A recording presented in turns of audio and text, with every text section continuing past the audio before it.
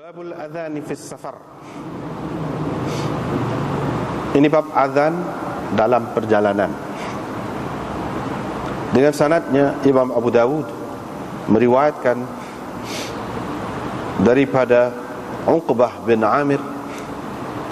Beliau berkata, saya telah mendengar Rasulullah sallallahu alaihi wasallam bersabda, Allah Tuhanmu berkenan, Tuhanmu Azza wa Jalla berkenan kepada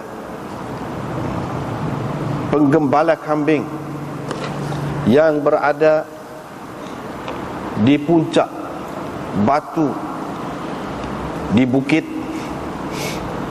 di mana dia melaungkan azan untuk bersembahyang dan bersembahyang. Allah Azza wa Jalla berkata, tengoklah kepada hamba-Ku ini, dia azan dan iqamat untuk sembahyang. Dia takut kepadaku. Sesungguhnya aku telah mengampuni hamba-Ku ini, dan aku adkhaltuhul jannah, memutuskan untuk memasukkannya ke dalam syurga. Babul musafir yusalli wa huwa yashukku fil waqt. Bab musafir bersembahyang dalam keadaan dia syak tentang waktu masuk sembahyang. Dengan sanadnya Imam Abu Dawud meriwayatkan daripada Mishaj bin Musa, beliau berkata, aku telah berkata kepada Anas bin Malik, ceritakanlah kepada kami apa yang telah kau dengar dari Rasulullah sallallahu alaihi wasallam. Qala, Anas berkata, kami apabila berada bersama Rasulullah sallallahu alaihi wasallam dalam perjalanan, kami kata, sudah tergelincirkah matahari atau belum? Nabi sallallahu alaihi wasallam pun bersembahyang zuhur, kemudian berangkat.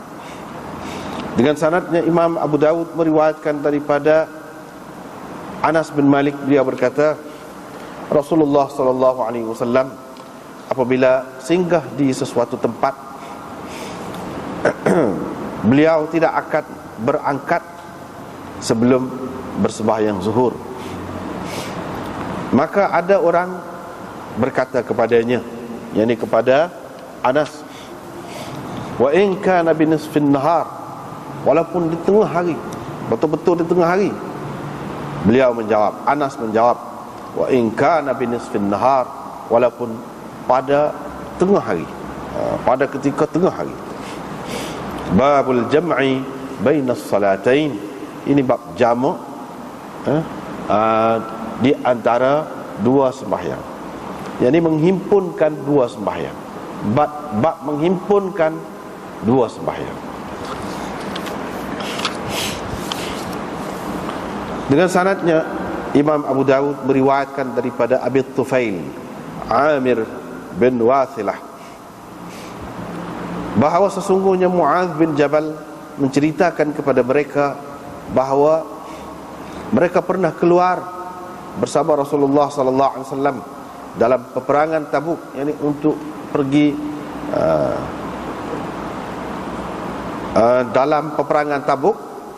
Fakana Rasulullah sallallahu alaihi wasallam menjamakkan, yakni mengumpulkan ataupun menghimpunkan ataupun mengerjakan dua-dua sekali sembahyang zuhur dan asar, maghrib dan isya. Fa akhara as-salata yawman, pada suatu hari Nabi sallallahu alaihi wasallam melewatkan sembahyang. Kemudian baginda keluar lalu bersembahyang zuhur dan asar dua-duanya sekali.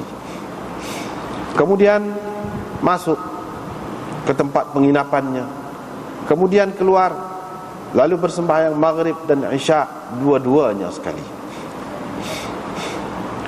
Dengan sanadnya Imam Abu Dawud meriwayatkan daripada Nafi' bahwa Ibnu Umar pernah disampaikan berita tentang isterinya yang sakit tenat.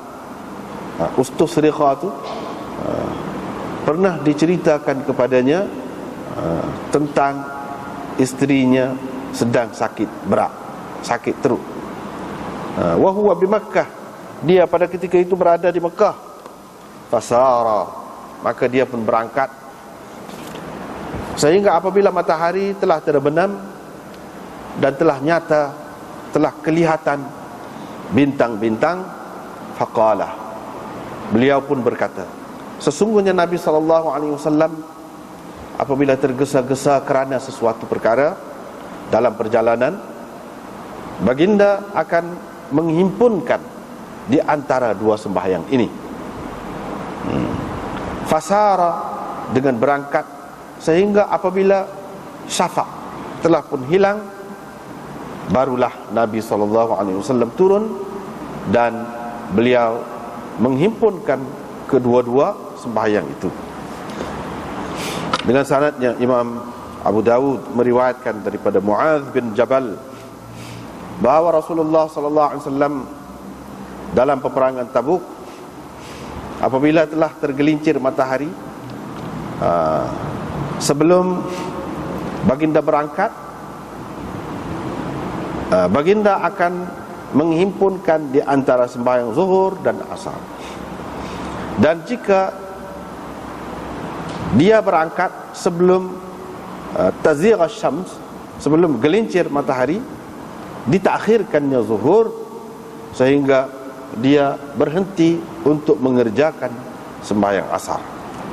Wa fil maghrib, dan untuk sembahyang maghrib demikian juga dilakukannya, yaitu apabila matahari telah matahari terbenam sebelum dia berangkat, dia akan, Nabi SAW akan menghimpunkan di antara maghrib dan isya, yakni menjamakkan antara maghrib dan isya. Dan jika dia berangkat sebelum matahari terbenam, dia akan mentakhirkan maghrib sehinggalah dia berhenti untuk bersembahyang isya. Kemudian dia menjamakkan ataupun menghimpunkan kedua-dua sembahyang itu.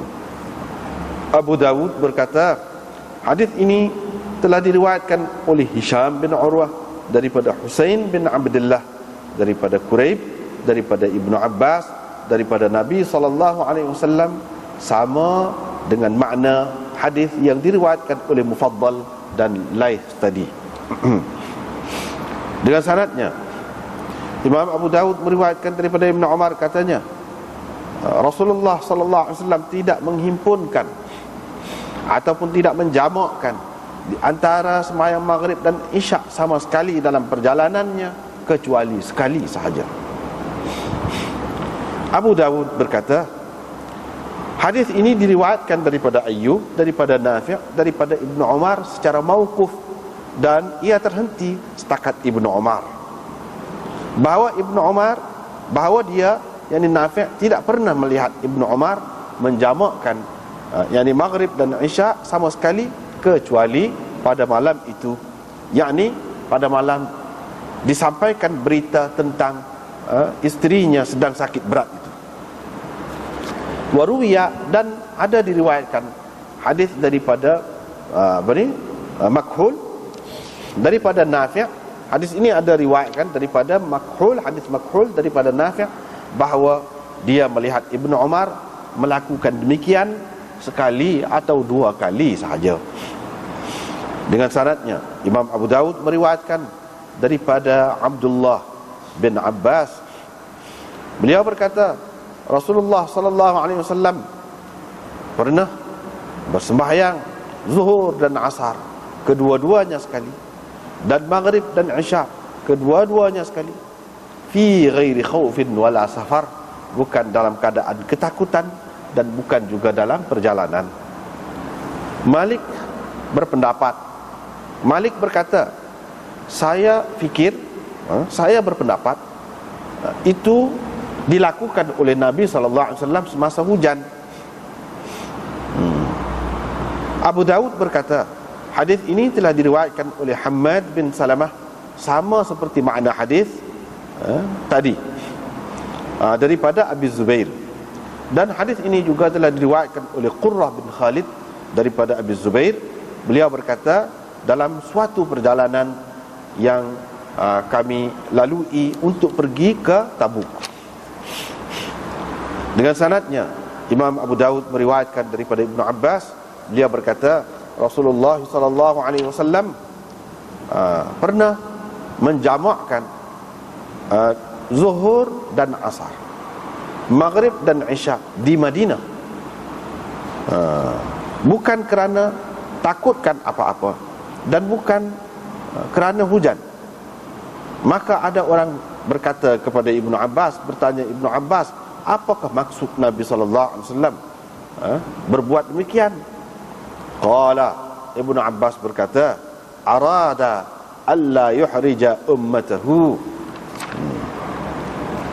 Dia bermaksud untuk tidak menyusahkan umatnya.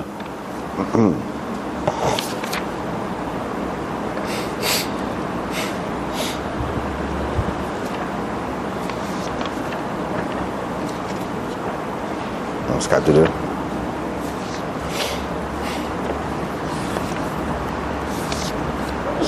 Ini bab azan dalam perjalanan. Imam Abu Daud nak cerita di sini, azan ini disyariatkan bukan pada ketika seseorang ataupun kita tu dalam keadaan bermukim, berada di tempat kita duduklah dengan tetap. Bukan di situ saja disyariatkan azan ini. Bahkan dalam perjalanan pun ada azan juga. Dalam perjalanan, tak kira lah kalau kita berhenti tengah-tengah jalan tu, memang masjid tu duduk azan itu, waktu tu biasalah, waktu tu memang dia azan semua. Ni kalau tak ada masjid lah, tak ada gapo-gapo, jadi kita nak sembahyang tu, adakah kena azan? Jadi adakah azan disyariatkan semata-mata untuk panggil orang, untuk ajak orang sembahyang? Jadi kalau tak ada orang kita nak ajak, tak payah gitu? Tidak. Bahkan azan ini bukan untuk panggil orang manusia semata-mata, bahkan sebagai menyatakan syiar Islam. Itu satu. Yang keduanya, supaya jin pun sedar, seperti mana orang lah, orang tak ada, jin ada. Dan supaya malaikat juga hadir ke situ. Berdasarkan riwayat-riwayat yang lain ada sebut lagu itulah, supaya malaikat juga hadir. Kalau kita seorang sekalipun, kalau kita seorang, ada dalam hadis disebutkan malaikat akan mari jadi beriman dengan kita, berjemaah dengan kita. Jadi pada hakikatnya kita akan dapat pahala jemaah juga, walaupun dari segi zahirnya tak nampak siapa-siapa. Sama ada jin ke malaikat ke mari, akan mari semaya dengan kita. Dan kita tak payah susah hati, takut takut bai lah, maka mari jin, tak apa, biar dia mari lah. Masa dia molek baru kalau dia semaya dengan kita, boleh pahala banyak. Begitu. Hak mana hak jahat tu dia tidak mari. Hak baik, hak Islam tu dia akan mari. Semua manusia lah, apabila kita bai, apabila kita azan, dia pun teringat. Dia pun tahulah sudah masuk waktu. Sebab ini semua makhluk yang leka berlaku. Ada pun malaikat tidak begitu, dia akan mari, dia menjadi saksi. Dia menjadi saksi, dan dia bersembahyang sekali dengan kita. Ada di dalam hadis disebutkan begitu. Itu faedah bai tadi. Selain daripada itu, supaya tempat itu, ruang itu menjadi saksi juga untuk kita. Pokok-pokok kayu, pasir, batu, apa-apa yang ada di sekeliling itu menjadi saksi kepada kita. Itu hikmah yang ketiga. Yang keempat, tujuan apa? Sebab kita ni, azan-azan ini dia melambangkan syiar, untuk melambangkan dan menunjukkan umat Islam ini adalah umat dakwah. Orang Islam dia pergi mana pun dia dakwah. Dia kira nak ajak orang kepada kebaikan, kepada Islam. Jadi dalam tu ada, boleh jadilah jin ke apa kau duduk tempat tu yang tidak pergi ke lain. Bila kita laungkan azan tu, itu dia dengar, tu baru dia dengar. Boleh jadi kalau Allah SWT nak bagi hidayah kepada dia dengan sebab kita, untung dah kita, tidak rugi. Tidak kita kata ban ni untuk nak ajak orang sembahyang saja, tidak. Bahkan nak sebarkan dakwah itu, nak sebarkan risalah Nabi Muhammad sallallahu alaihi wasallam. Gapo dia? Terkandung dalam itulah. Dan azan ini itu hikmah yang keempat. Yang kelimanya, azan ini adalah sesuatu perkara yang sangat ditakuti oleh syaitan. Ditakuti oleh syaitan, digeruni oleh syaitan. Sehingga dalam hadis-hadis pun kita sudah baca dah juga, banyak dah, iaitu kalau ban ni kan dia lari sampai terketuk-ketuk syaitan. Tapi bila habis ban tu orang semayang, dia mari pula. Mana itu khasiat ataupun kelebihan ban. Semayang tidak gitu, dia boleh mari, dia mari pula ganggu. Tapi pada masa ban dia takut dah. Maknanya dalam keadaan ni apa takut tu? Sakit kau gapo kau. Sebab kita lah, kalau kita kata ada gapo-gapo yang kalau kejutan, maka binatang-binatang pun hungar mari, berkeliaran, lari ya. Kita pun kata, gapo dia? Menarik perhatian kita. Akan menarik perhatian kita. Keadaan itu, kalut itu akan menarik perhatian kita. Begitulah juga dengan keadaan apabila ban ni, syaitan tu lari, berselerok lari tu, puak-puak jin sama-sama nampak. Apa? Begitulah kira-kira. Tu. Tu dia. Hak mana tidak Islam tu boleh jadi dia akan mikir apa yang gini mu. Sebab jin tu dia seperti manusia juga. Saqalain tu masuk dalam saqalain. Yang mukallaf. Ada dosa, ada pahala. Hak mana Islam tu dia boleh ingatlah. Jadi kita mengingatkan dia kepada Allah. Itu hikmahnya. Banyak hikmah ban tu. Dalam hutan pun gitu. Dalam hutan kepada pasir kau, kita disuruh ban. Lepas tu Imam Abu Daud buat mari hadis ni. Dia kata, Uqbah bin Amir kata, aku dengar Rasulullah sallallahu alaihi wasallam bersabda, Tuhan berkenan. Tuhan berkenan. Tuhan suka. Itu maknanya. Tuhan redha. Suka bukan makna ketawa tu tak. Suka dengan makna redha, kenal. Ya'jabu ni boleh juga dengan makna heran. Tapi kalau heran tidak sesuai, kita nak terjemahkan untuk Allah Subhanahu Wa Taala. Heran-heran ni benda kita tak tahu, lepas tu kita tahu, baru kejut. Pelik, heran. Tuhan tidak heran, dia tahu dah. Dia tahu dah. Di sini dengan makna ya'jabu ni dengan makna dia berkenan. Tu. Supaya dalam Quran sebut perkataan ajiba ya'jabu, a'jaba maknanya berkenan. La tankihul musyrikati hatta yu'minna wala amatun mu'minatun khairum min musyrikatin walau a'jabatkum.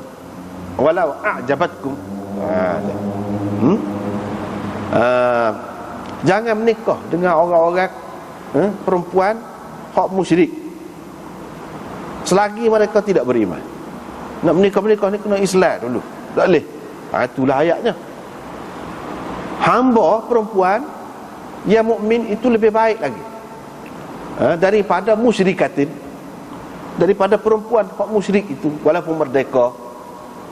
Walau a'jabatkum, walaupun kamu kenal ke dia. A'jabat itu kita nak ayatnya perkataan ni dengan makna kenal. Di sini pun dengan makna Tuhan engkau, dalam setengah nuskahnya Tuhan kamu, kum, bukan ka dak kum.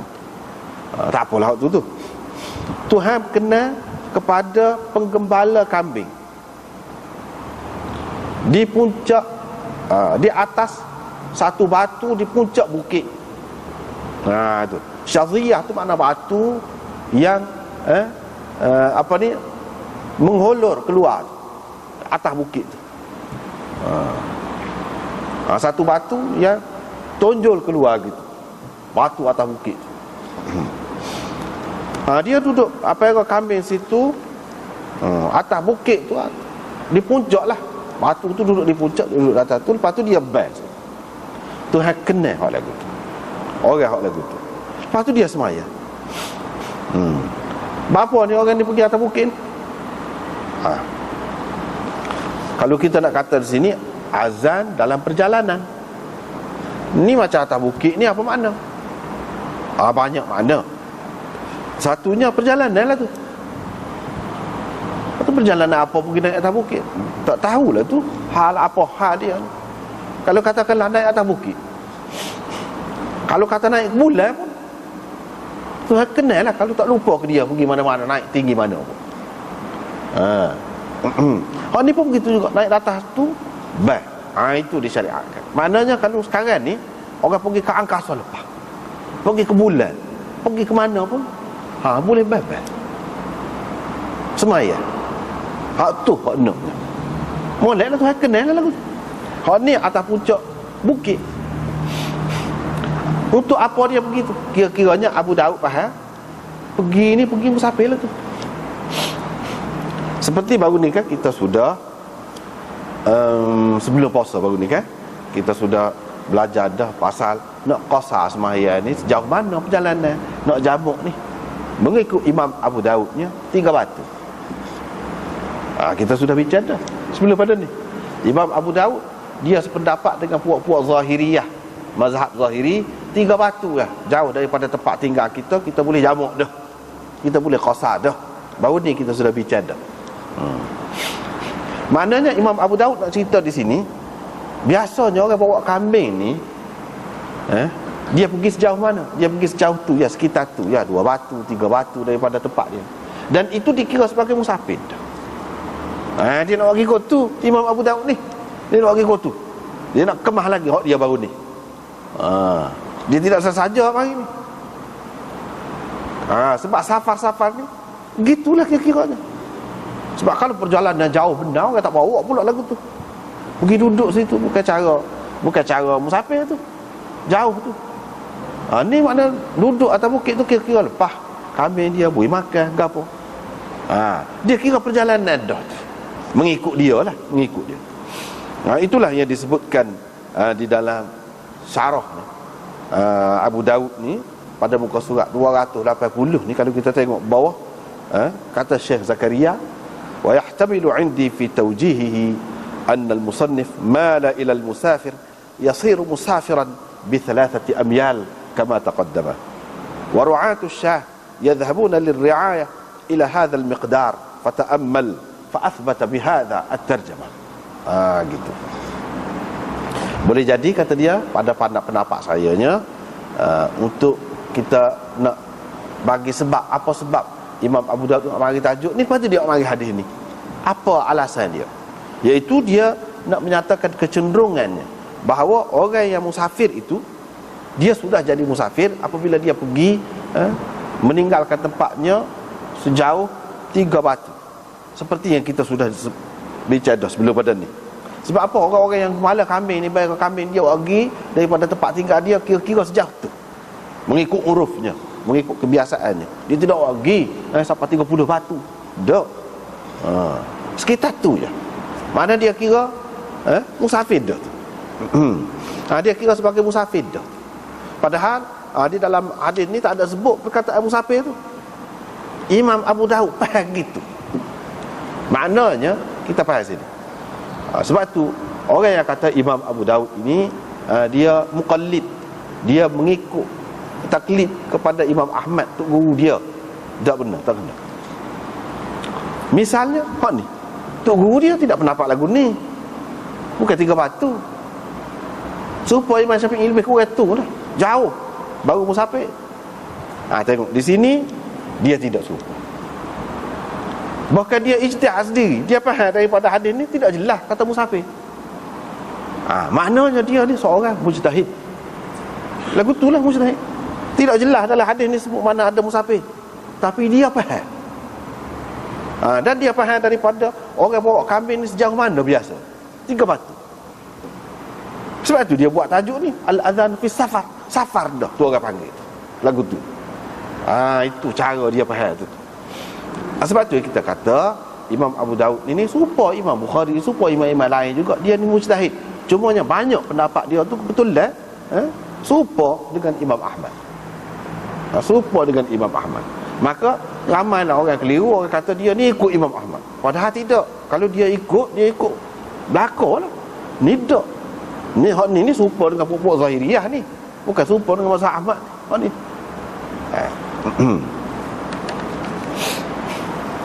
Daripada situlah kita tengok sama-sama pun daripada dulu lagi. Orang yang mengaji hadis dan orang yang mengikut hadis ni, dia fikiran dia jenis terbuka. Dia tak ada sangat terikat. Cuba kita tengok Imam Abu Dawud. Tok guru dia ulama hadis besar, Imam Ahmad. Tapi adakah dia terikat? Ikut semata-mata gitu, dia tak guna dah fikiran dia, ijtihad dia, tak fikir langsung, dia pakai ikut gitu. Tidak gitu. Ini jelas kalau kita tengok dalam kitab-kitab hadis, nampak benda ni. Dah tak boleh nafi. Tak boleh nafi. Misalnya sini Syekh Zakaria ni orang Hanafi, tapi dia faham. Dia royak jalan.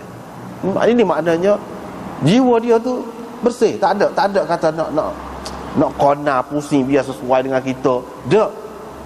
Dia tahu dah kehendak Imam Abu Dawud lagu tu. Dia lagu tu. Jadi kita bui jalan dia. Kita tak sependapat dengan dia, soal lain waktu. Kita tak ikut dia, biarlah. Tapi dia tu nak giat lagi gitu. Kita kena royak gitu. Itu cara Syekh Zakaria. Sebab tu dia royak. Nampaknya Imam Abu Dawud nak pergi situ. Itu maksud dia. Tak apalah. Kemudian tadi dia sebut ban saja, azan saja, tak ada sebut qamat kan.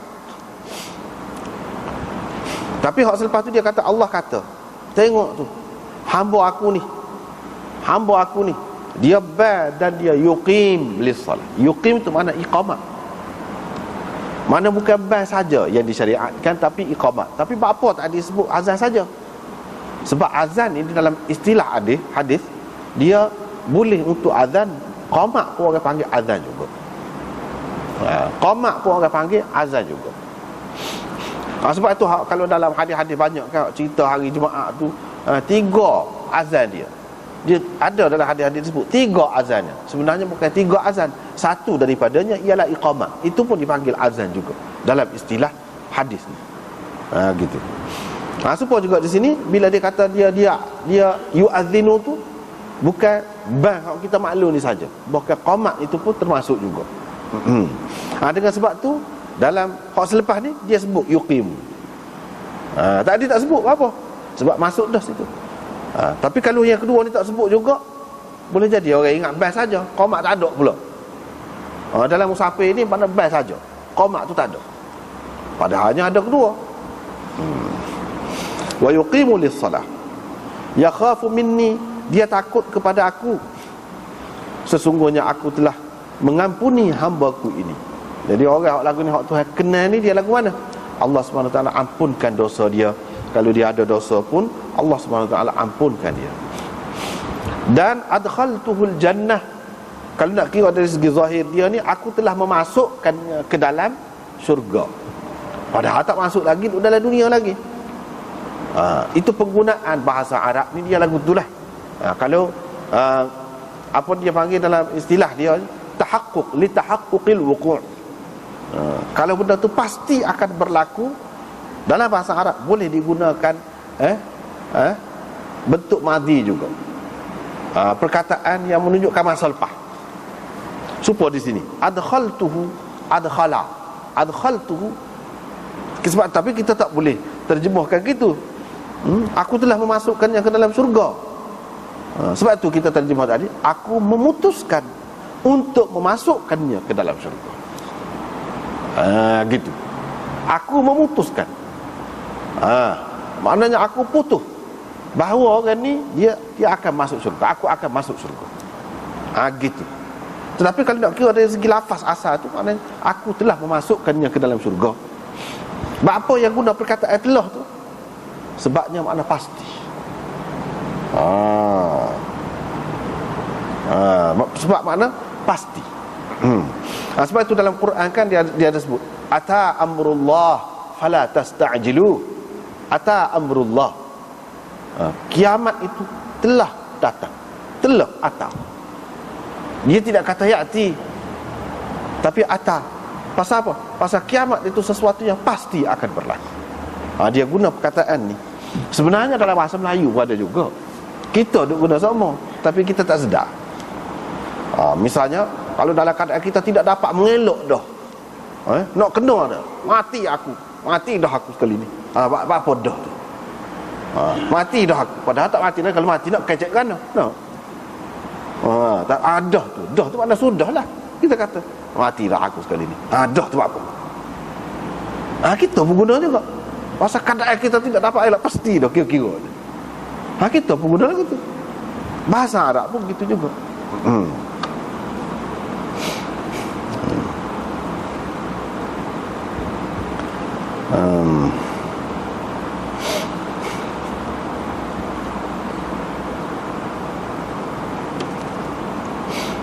Babul musafir yusalli wa huwa yashukku fil waqt. Bab orang yang bermusafir, dia bersembahyang dengan dia syak tentang masuk waktu, boleh ke tidak? Tak boleh lah jawabnya. Imam Abu Daud nak ayat tak boleh ni, dia buat tajuk lagu tu, lepas tu dia mari hadis tu, tengok hadis tu lah. Jawapannya ada dalam hadis tu. Mana tak boleh. Sembahyang ni dia terikat dengan waktu. Inna salata kanat 'alal mu'minina kitaban mawquta. Sembahyang ni adalah kewajipan yang terikat dengan waktu. Kepada orang-orang mukmin. Dia kitab tu bukan makna kitab ni, kitab tu makna kewajipan. Mauquta yang ditentukan waktu je. Kalau selagi tak masuk waktu tak boleh. Maknanya Imam Abu Daud nak cerita di sini, masalah waktu-waktu ni dia serupa je. Ketika bermukim, ketika dalam musafir, serupa je. Kena dalam waktu. Hak jamak tu soal lain, tapi kena waktu juga. Nak jamak pun, kalau nak jamak Zuhur dengan Asar, nak takdim, kena masuk waktu Zuhur dulu. Sebelum masuk waktu Zuhur tak boleh ke mana-mana pun. Tapi kalau kita tidak nak jamak lah, kalau kita kata nak buat biasa, support tu juga terikat dengan waktu juga. Cuma adalah cara kalau jamak lagu lain lah. Cara waktu dia tu, hak yang kedua tu, kalau kita takdim, kita boleh buat mari ke dalam waktu yang pertama, dan begitulah juga sebaliknya. Tetapi dia waktu juga berkait dengan waktu juga. Ini riwayat daripada Mishaj bin Musa. Dia kata, saya kata kepada Anas, ceritalah kepada kami apa yang telah engkau dengar dari Rasulullah sallallahu alaihi wasallam. Dia pun kata, Anas pun ayat, kami kalau dalam perjalanan dengan Rasulullah, kami duk kata, gelincir dekat matahari kodok lagi. Gelincir dekat matahari kodok lagi. Lepas tu kat Nabi semayang suhu. Maknanya dalam keadaan cepatlah segera. Mana dalam keadaan kami tidak dapat pastikan gelincir ke tidak. Sebab masuk waktu zuhur ni kena gelincir matahari. Dalam keadaan kami tu begitu, Nabi SAW semayang zuhur. Mana semayang zuhur, lepas tu baru dia berangkat. Maknanya semayang zuhur di awal waktunya. Semayang zuhur di awal waktunya. Sebaik saja masuk waktu tu semayang selalu. Semayang selalu. Tetapi mungkin orang kata, ni makna Anas ni dengan sahabat-sahabat yang lain duduk syak. Macam mana tengah-tengah duduk syak gitu Nabi SAW semayang selalu? Jawapannya tidak akan berlaku semayang selalu tu ketika syak tu. Sebab apa? Nak boleh kau semayang tu, kalau ia pun kena bayar dulu, kena qomat dulu, yang masuk lah. Begitu. Jadi makna bersemayang tu, kita tidak kata semayang selalu. Kadang-kadang dalam kitab-kitab dia sebut semayang. Semayang tu bukan makna semayang tu selalu. Segala perkara yang berkait dengannya. Segala perkara yang berkait dengannya. Misalnya kita kata azan ke, qomat ke, lepas tu buatlah. Dengan begitu, dengan kita mengambil kira tu, sudah tentulah masuk dah lah. Pada ketika mula-mula tadi tu, hak tu dalam keadaan ragunya, dalam keadaan syaknya. Itu yang pertama. Yang keduanya, kita boleh kata sahabat tu hak syak, Nabi tidak syak. Hak kita kena ikut orang hak tidak syak tu. Dan Nabi tidak syak, dia jadi tu imam, bolehlah kita ikut. Kita syak tak kira lah kita setara mana. Kalau nak banding dengan Nabi tu, maknanya sahabat-sahabat Nabi dia buat tu dia yakin dah lah tu. Tentu dah gelicir tu, masuk dah waktu. Walaupun orang lain syok, tak boleh nak tahu apa adalah sahabatnya, dan bukan Nabi sendiri buat gitu. Baik, kalau kita ni bukan zaman Nabi ni, sekiranya satu orang tu sudah yakin lah betul, dia jadi tu iman, kita tu sendiri tak tengok, dah dia yakin kita boleh ikut dalam dia. Gitu. Jadi keyakinan dia mengikut hak tu iman. Orang hak kita nak ikut, kalau dia sudah yakin tak apalah. Kita sendiri tak tengok je apa. Dia kata masuk dah, dia masuk dah tak apa. Gitulah. Serupa juga dengan benda-benda lain. Tengok anak bulan, kalau kita kata dia yakin, dia tak nak nampak dah. Dan kalau kita nak ikut dia, tak apa. Nah, walaupun kita tak tengok sendiri pun. Jadi hak ni pun begitu juga. Apa yang Imam Abu Daud nak tekankan di sini, iaitu dalam musafir pun dia terikat dengan waktu. Dan kalau kita semaya sesuatu semaya tu di awal waktu dia pun boleh, asalkan masuk waktu, sebaik saja masuk waktu.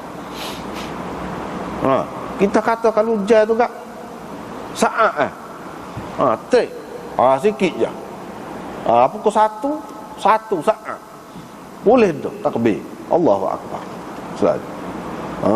Ataupun kalau orang bal tu lah, memang tepat dia bal tu menandakan masuk waktu, dia Allahu Akbar, tak ada habis Allahu Akbar lagi, kita Allahu Akbar dah semaya. Misalnya kalau kita kata duduk rumah, boleh. Tidak kata nak nanti perhabis bal dulu, baru sah semaya. Tak, masuk waktu tu hak pentingnya. Bal tu hak tu nombor 2, bal tu tidak semestinya di awal waktu, disyariatkan bila nak semaya. Bila nak semaya lewat pun ada juga bal. Gitu.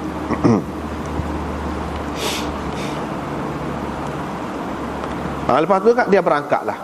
Berapa lagu ni Nabi buat? Sebabnya kita nak lepas dulu tanggungjawab kita. Kita nak lepas dulu tanggungjawab kita. Lepas tu baru sedap nak jalan nak apa. Gitu. Baru sedap nak jalan nak apa. Jangan pula kita boleh buat lagu tu tapi kita tak buat, sehingga jadi jam tengah jalan sampai terlepas waktu. Jangan lagu tu.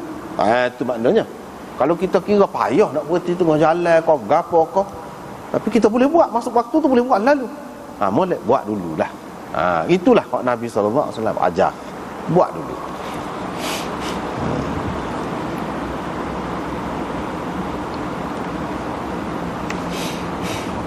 Lepas tu riwayat daripada Anas bin Malik, dia kata Rasulullah sallallahu alaihi wasallam apabila berhenti di sesuatu perhentian, dia tidak akan berangkat selagi dia tidak sembahyang zuhur.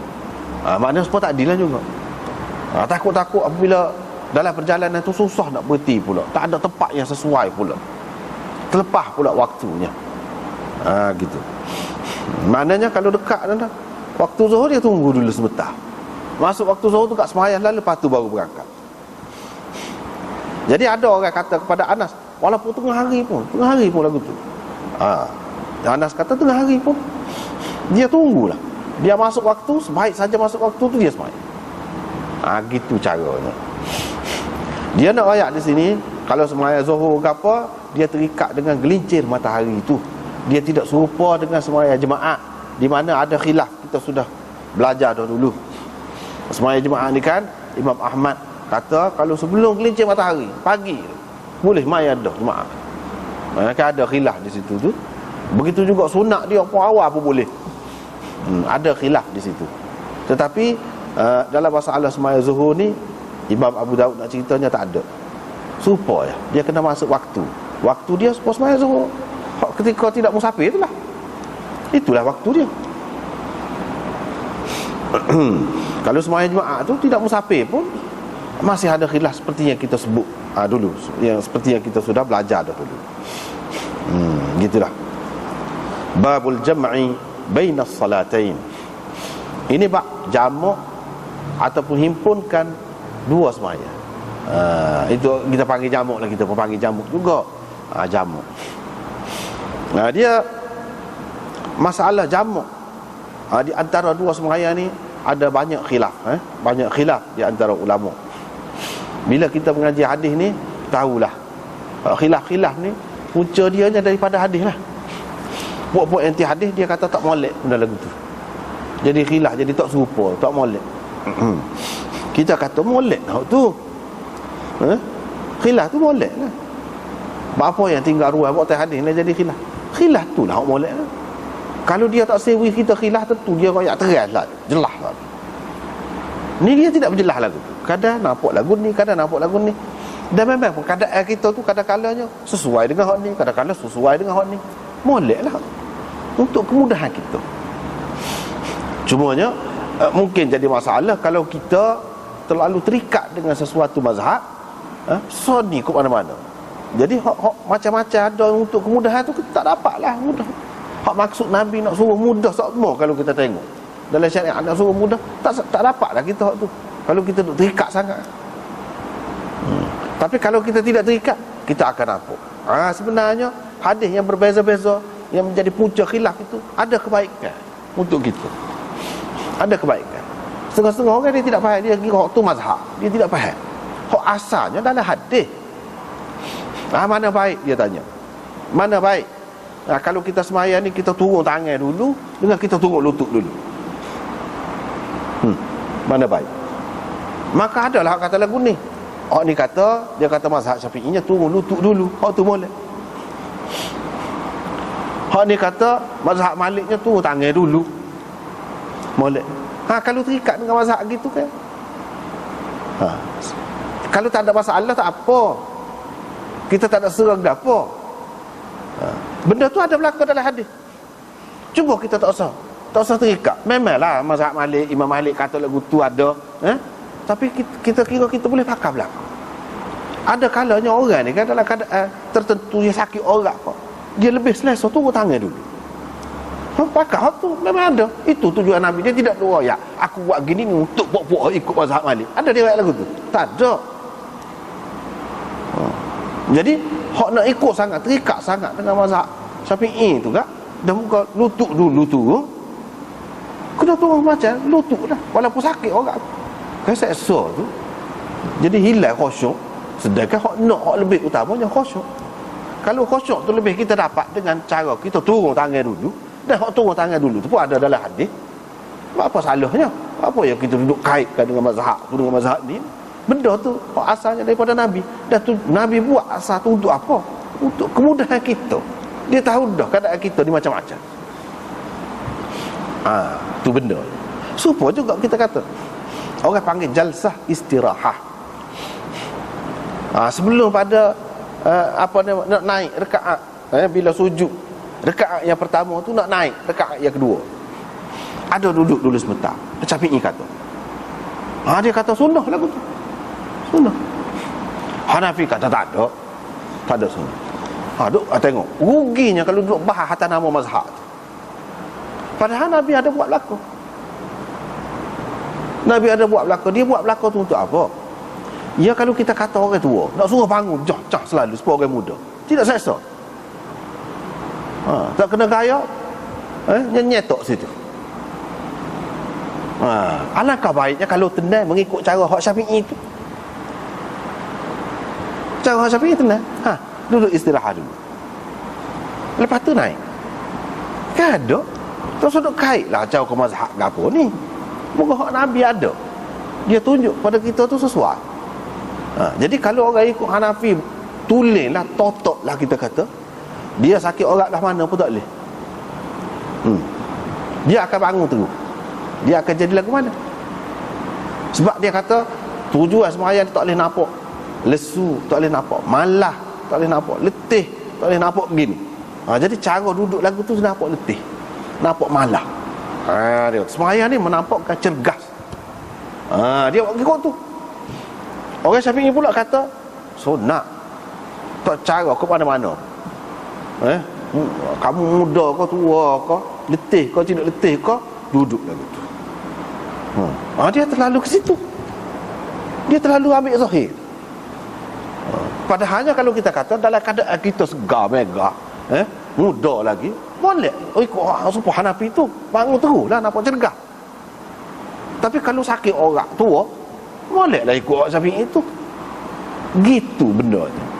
Kalau kita faham hadis molek, selesai. Tak ada lah kata ni untuk pokok dia, ni untuk pokok kita. Pokok kita tak boleh dapat manfaat. Tak ada pasal tu lah. Dia jadi rugi diri sendiri, menyusahkan diri sendiri. Padahalnya tentu dah Nabi ada buat lagu tu ada kedua. Tentu ada.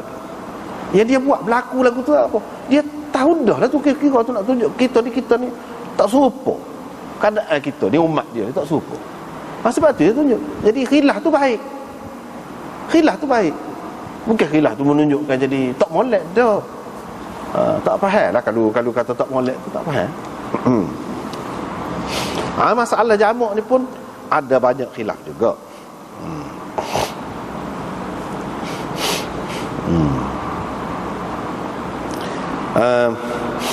Kalau kita tengok dalam syarah ni pun dia ada sebut, iaitu dia ambil, dia petik daripada Aini ni syarah kepada kitab Sahih Bukhari lah. Nama syarah dia tu Umdatul Qari. Ketika dia bahas ni, nauk yang kedua, bahagian yang kedua, iaitu tentang menyatakan mazhab imam-imam tentang jamuk ni. Satu kumpulan ulama berpendapat dia pegang mengikut zahir hadis ni. Dia kata, mengikut zahir hadis ni, mereka mengharuskan jamuk ni antara zuhur dengan asar, maghrib dengan isyak dalam perjalanan pada mana-mana waktu salah satu daripada itu. Maknanya zuhur dengan asar nak buat dalam waktu zuhur, kedua-duanya boleh, orang panggil jamuk takdim. Zuhur dengan asar nak buat dalam waktu asar, boleh, orang panggil jamuk takhir. Begitulah dengan maghrib dengan isyak. Boleh nak buat dalam waktu masing-masing, boleh. Mutlak lah. Ini pendapat Syafi'i, Ahmad dan Ishaq. Dia kata. Ibnu Battal berkata, jumhur mengatakan harus jamak di antara zuhur dan asar, maghrib dan isyak secara mutlak. Secara mutlak ni boleh dalam waktu mana-mana lah. Waktu mana-mana, takdim ke takhir ke apa boleh berlaku. Gitu. Cumanya kalau kita nak detail lagi, disebut bawah, ada dalam masalah ni ada 6 pendapat. Masalah jamuk ni ada 6 pendapat. Jadi kalau kita mengaji hadis ni, itu moleknya kita kena tahu nenet gapo dia, lagu mana. Yang pertamanya harus jamuk, seperti yang disebutkan oleh Ibnu Battal tadi. Mana jamuk seperti tadilah. Jamuk takdim ke takhir ke boleh berlaku. Ini diriwayatkan daripada sekumpulan sahabat. Antara sahabat yang berpendapat begini, Ali bin Abi Talib, Sa'ad bin Abi Waqqas, Sa'id bin Zaid, Usamah bin Zaid, Mu'adz bin Jabal, Abu Musa, Ibnu Umar, Ibnu Abbas. Dari kalangan tabi'in pula ramai pendapat lagu ni, Atha bin Abi Rabah, Tawus, Mujahid, Ikrimah, Jabir bin Zaid, Rabi'ah Ar-Ra'i, Abu Zinad, Muhammad bin Al-Munkadir, dan ramai lagi. Ini juga pendapat imam-imam, sekumpulan imam-imam mazhab seperti Sufyan Ats-Tsauri, Syafi'i, Ahmad, Ishaq, Abu Thawr, Ibnul Munzir. Di kalangan ulama-ulama dalam mazhab Malik, Ashhab. Dia pendapat lagu itu juga. Dan Ibnu Qudamah ada menyebutkan satu pendapat Imam Malik juga lagu ni boleh berlaku. Tetapi hak masyhur, pendapat Imam Malik yang masyhurnya bukan lagu tu. Yang masyhurnya apabila seseorang tu dalam keadaan tergesa-gesa, dalam keadaan gaduh lah kita kata, nak cepat, dalam keadaan baru boleh jamuk seperti tadi. Kalau dalam keadaan selesa gitu biasa, tak ada gaduh apa, tak boleh jamuk. Itu pendapat yang masyhur daripada Imam Malik.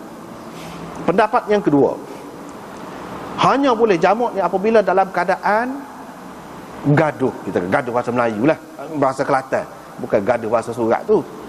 Dalam keadaan nak cepat, dalam keadaan kita tergesa-gesa, hak tu saja hak boleh. Inilah pendapat Imam Malik yang masyhur, hak tadi. Dan ini diriwayatkan daripada Usamah bin Zaid dan Ibnu Umar. Kalau di kalangan sahabat, hak berpendapat lagu ni dan hak pakai lagu ni orangnya. Tetapi bukan jumhur, hak paling ramai hak tadi, hak kata boleh berlaku. Hak tu hak paling aman. Pendapat yang ketiga, harus kalau dia idza arada qat'at tariq. Ini lebih kurang hak pendapat yang kedua juga, cuma perkataan dia saja lain. Ini pendapat Ibnu Habib dari kalangan ulama mazhab Malik dan gitu. Ini juga pendapat Syafi'i. Supaya tak ada sebenarnya qat'at tariq itu maksudnya nak berjalan lah musafir. Yang keempatnya, jamak tu makruh. Jamak ni makruh. Itu pendapat yang keempat.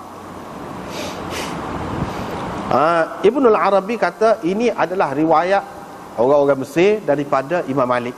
Anak-anak murid Imam Malik hak Mesir, orang-orang Mesir. Hak tu demo tu meriwayatkan pendapat Imam Malik lagu ni, iaitu makruh jamak ni. Boleh tapi makruh. Pendapat yang kelima, harus jamak takhir sahaja, jamak takdim tak boleh. Ini pendapat Ibnu Hazm Az-Zahiri. Ibnu Hazm Az-Zahiri itu dia kata lagu tu boleh jamak takhir saja, jamak takdim tak boleh. Pendapat yang keenam, tak boleh sama sekali jamak ni. Jamak hakiki, orang panggil jamak hak semati, dengan arti hak asar tu tak masuk lagi. Kita mari asar tu mari dalam waktu zuhur ni, jamak takdim. Kita nak buat hak asar tu dalam waktu zuhur, tak boleh lagu tu. Ataupun hak waktu zuhur ni kita tak sembahyang dalam waktu dia, kita nak heret pergi dalam waktu asar, nak sembahyang dalam waktu asar, tak boleh bagi dia, haram. Itu dia bagi dia. Dalam perjalanan, kecuali hak boleh dalam waktu lain tu. Seperti ni lah, dalam waktu lain. Asal nak buat dalam waktu zuhur, dan begitu juga sebaliknya ketika di Arafah. Orang pergi haji duduk di Arafah dan di Muzdalifah, situ saja boleh. Lain tak boleh. Perjalanan mana-mana nak pergi Kuala Lumpur ke nak pergi mana kau tak boleh. Ini pendapat Hasan Basri, Ibnu Sirin, Ibrahim An-Nakhai, Aswad, Abu Hanifah dan ashabnya. Dan ini juga riwayat Ibnul Qasim daripada Imam Malik. Anak murid Imam Malik, nama Ibnul Qasim tu, meriwayatkan daripada Malik lagu ni. Jadi pendapat Imam Malik ni banyak, tak serupa dalam ni. Ada serupa dengan ni, ada juga pendapat dia serupa dengan ni. Banyak. Tapi hak masyhurnya hak tadi lah. Kalau hak Malik, hak ni pun ada juga satu pendapat Imam Malik.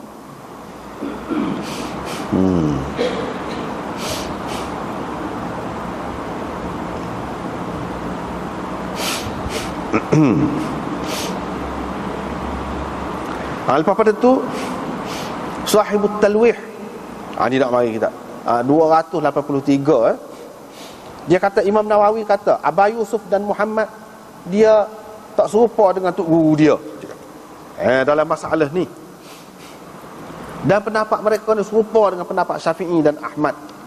Dia kata, Imam Nawawi kata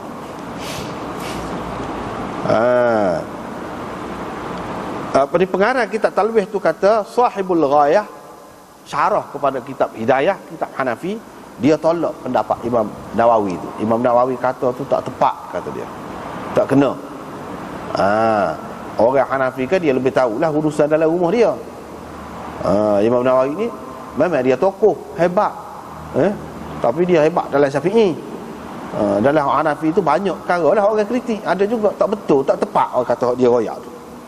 Misalnya dalam kes ni, dia kata Abu Yusuf dan Muhammad, anak murid Imam Abu Hanifah tu, tak serupa dengan tok guru dia dalam masalah ni. Dalam masalah jamak ni, demo dua orang tu serupa dengan Syafi'i, serupa dengan orang lain.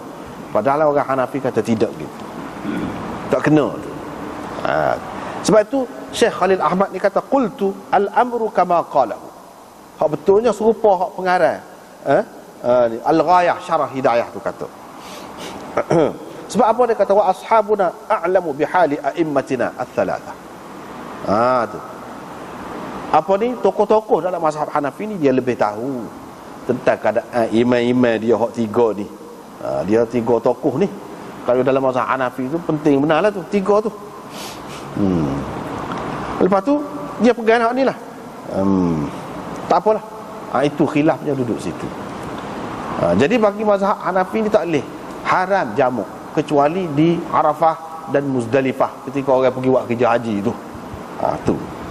Pada ketika lain tak ada. Hak adanya bagi mereka orang panggil jamak suri. Jadi dia tak boleh belaka. Hak ada dalam hadis ni, mana-mana sebut tentang jamak ni, jamak suri kata dia. Jamak suri ni lagu mana? Bukan jamak hakiki. Jamak ada dua, jamak hakiki, jamak suri. Jamak hakiki ni sepatutnya adil lah. Buat hak asar tu dalam waktu zuhur, atau hak zuhur tu buat dalam waktu asar. Tu hakiki lah. Jamak suri ni iaitu kita buat zuhur dalam waktu dia juga, tapi di hujung waktu dia. Kira-kira sedang molek, sudah juga masuklah waktu asar. Maya selalu waktu asar. Itu jamak. Tapi asar dalam waktunya, zuhur dalam waktunya. Gitu. Dan dia ada dalil dia lah. Syekh Khalil Ahmad mari 3 lah sini bahas hak tu saja. Dia nak ayat dalil dia. Tak apalah, masing-masing ada dalil lah. Kita tidak perlulah baca hak tu. Tapi nak ayatnya ada dalil masing-masing. Tak apalah, itu hal masing-masing ulama lah, kerja dia. Kerja dia. Dia kata tak boleh lah, haram. Hak bolehnya jamak suri. Hak mana hak lebih molek? Hafiz Ibn Hajar, Ibn Syafi'i ni, dan orang lain lagi, dia kata Khattabi, dia kata tak tepat tu. Tak tepat. Sebab apa? Hak maksud boleh buat jamak dalam perjalanan gapo ni kan, nak suruh mudah kita. Kalau kita ikatkan seseorang tu dengan waktu akhir waktu zuhur, baru boleh buat situ. Dengan awal waktu asar, itu jadi susah juga. Tukar susah tu nak jaga. Katakanlah kita sekarang ni baru masuk zuhur, boleh dah kalau kita nak jalan. Tapi kalau kita jalan, kita nak berhenti tengah jalan tu susah. Kita nak buat lagu mana, tak boleh lah. Tak boleh. Apabila kita berjalan, kita nak berhenti tu susah. Pada masa hujung waktu zuhur, dan nak jaga waktu tu susah tu. Bukan semua keadaan sesuai dengan kita. Masa tu mengikut kehendak kita. Tidak. Jadi dengan sebab tu, hak semoleknya, hak jamak hakiki tu, hak tu boleh berlaku tu. Hak tu hak moleknya. Sebab maksud dia nak suruh, nak buat mudah kita tu. Jadi kalau kita ikut cara hak yang kenal saat ni, payah tu. Kalau jamak takhir saja, sebab Ibnu Hazm kata, pun payah juga. Sebab ada kalanya kita hak mudah tu masa awal ni, takdim ni, ketika tu kita mudah, ketika takhir tu kita susah. Apa tujuan sebenarnya disyariatkan jamak-jamak? Nak suruh mudah. Hak mudahnya apabila bebas lah, boleh berlaku. Situlah baru mudah. Kalau duk terikat dengan akhir waktu, susah tu. Ataupun jamak takhir saja boleh, susah. Dengan sebab itu, hak lebih baiknya dalam perkara ini ialah pendapat jumhur ulama. Termasuklah Imam Syafi'i, Imam Ahmad, Ishaq dan lain-lain lagi. Ramai yang disebutkan tadi. Sahabat pun lebih ramainya pakai hak tu. Walau bagaimanapun, masing-masing dia ada dalil lah. Ada dalil hak tu, kita tak kira lah hak tu. Ada dalil tu.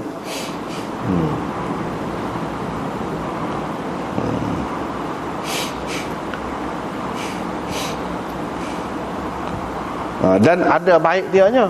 Dia takwil ada apa ni, jamak suri ke apa tepat-tepat, nanti akan datang kita akan jumpa. Baru nak ke dia tu.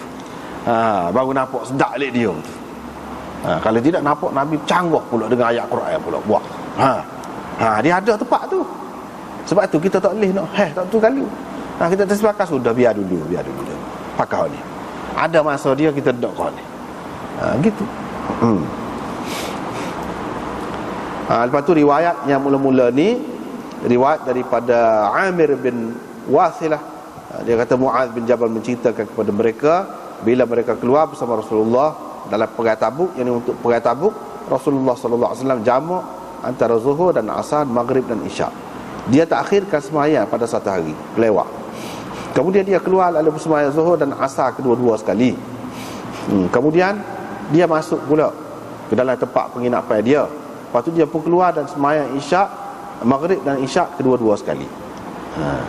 kedua-dua sekali tu kak. Dalam waktu lah, dalam satu waktu tu lah. Ni golongan yang pertama tu kata. Jadi buat asar dalam waktu tu. Orang Hanafi kata tak, buat sekali tu sekali, tapi dalam waktu masing-masing kata dia. Tak jelas sini.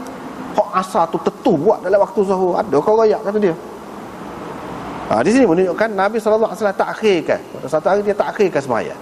Takhir tu bukan makna sampai keluar waktu, lewat. Situlah dia pegangnya. Itu dia pegang. Tapi dia buat ni kata sekali kedua-duanya, sekali tu lagu mana? Sekali kedua-dua. Hak ni dia kata satu hari tu bukan sokmo. Sokmo kau dia takhir lagu tu. Pula tu faham panjanglah pula. Masing-masing faham lah. Tu hari tu, hari lain sama dia buat lagu tu.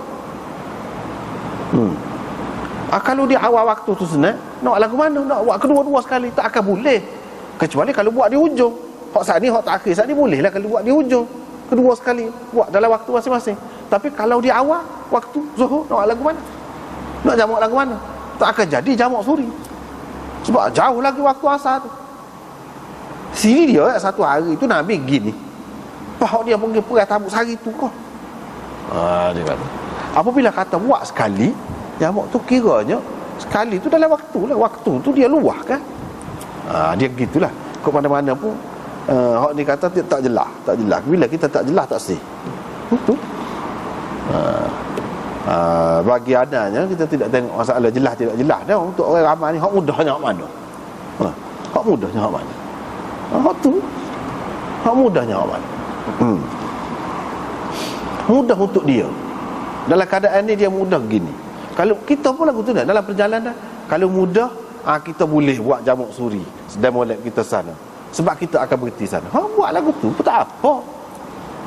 Tapi kalau bukan kita driver sendiri, kita tupai orang, kita naik kapal terbang kau gapo, tak boleh buat lagu tu. Pada buat lagu mana? Mana duduk kemudahan tu, duduk mana? Lepas pada tu ada juga orang kata lagu tu kita nak ambil hak mudah sajalah. Apa-apanya nak ambil hak mudah. Kalau nak ambil hak mudah apa-apanya. Jadi pilih hak mudahnya. Mana hak dalam ni hak mudah. Apa kalau tak saya ambil hak mudah pun tak apa. Kita pun tidak marah. Lah tapi siapa dia yang susah. Tu je.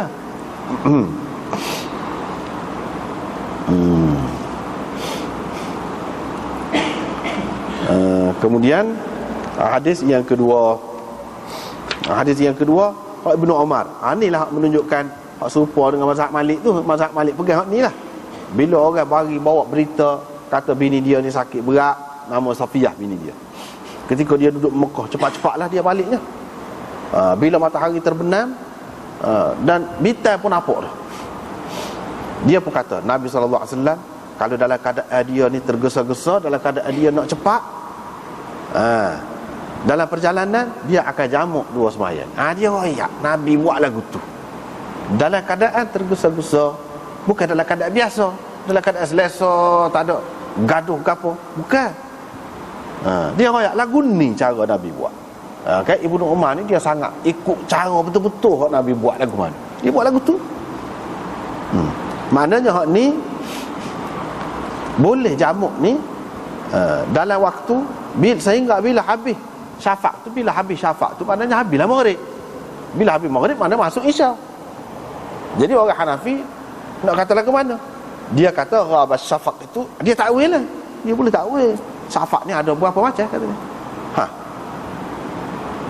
Syafaq tu ada berapa macam. Ada syafaq hak tidak hilang lagi waktu maghrib.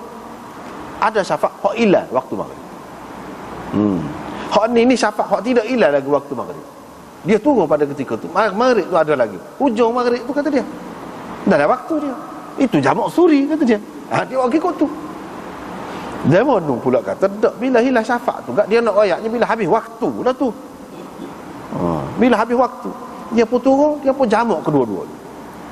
Habis waktu maghrib, maknanya buat hak maghrib tu dalam waktu isyak lah. Itu orang panggil jamak hakiki dah lah.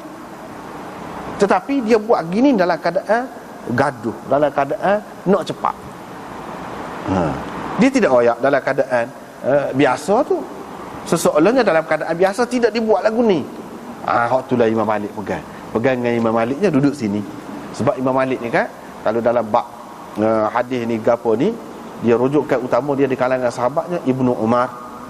Tu sandaran nombor satu dia. Tu guru dia hak nombor satu. Tu sandaran. Dia pegang hak ni. Hak yang pertama tadi dipegang oleh kedua-dua golongan. Hanafi pun pegang hak tu juga. Syafi'i hak kata boleh jamak hakiki pun dia pegang hak tu juga. Walaupun kedua-duanya tidak berapa kemah lah tu pegangan tu. Hak dalil masing-masing hak lebih kemahnya hak lain, bukan hak tu. Kemudian kita sampai hadis itu nampaknya kita berhenti sekat tu dulu. Kita bincang semula lah pula. Sambung semula. Wallahu a'lam.